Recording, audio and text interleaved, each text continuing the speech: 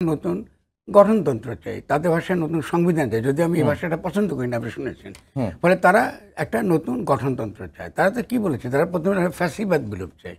মানে যত ফ্যাসিবাদের ইডিওলজি, ফ্যাসিবাদের প্রতিষ্ঠান, ফ্যাসিবাদ শক্তি, এই যা কিছু ফ্যাসিবাদের প্রকাশ আছে তারা তার বিলোপ চায়।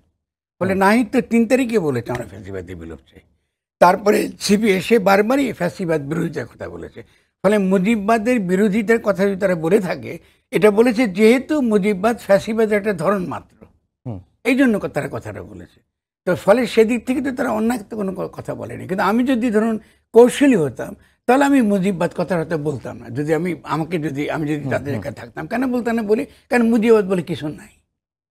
এটা অনেকটা হলে অন্ধকারের মধ্যে ঢিল ছোড়ার মতো। মুজিববাদ বলে কিছু নাই, ঠিক আছে না? মুজিববাদ শব্দ স্লোগানটা কে দিয়েছেন? প্রেসিডেন্ট সিরাজ আলম খান দিয়েছেন। তিনি কেন দিয়েছেন? তিনি শেষবারের মতো তিনি চেষ্টা করেছিলেন যে তার 15 দফা শেখ মুজিব গ্রহণ করেন এবং তার জাতীয় সরকার গঠনের প্রস্তাবনাও শেখ মুজিবুর রহমান গ্রহণ করেন নাই। তিনি শেষ চেষ্টা হিসেবে, যেহেতু শেখ মুজিবুর রহমান খুব ইগোইস্টিক একটা মানুষ ছিল, কেমন, ফলে তাকে শেষবারের মতো তাকে আকৃষ্ট করার জন্য তার চিন্তার প্রতি তিনি একটা মুজিববাদের একটা স্লোগান দিয়েছেন। এবং কিন্তু এছাড়া মুজিববাদের কোনো তত্ত্বগত ভিত্তি নেই, এরকম কিছু নাই। ফলে আমি বলবো এনসিপি নেতাদের মধ্যে মুজিববাদ বিরোধী এটা কিছু নেই। আপনাকে ফ্যাসিবাদের বিরোধী কথাটা বলুন, বাকশালের বিরোধী আমরা বলি, কিন্তু মুজিববাদ নামের কোনো পার্টিকুলার কোনো বাদ আমাদের দেশে আসলে গড়ে উঠে নাই।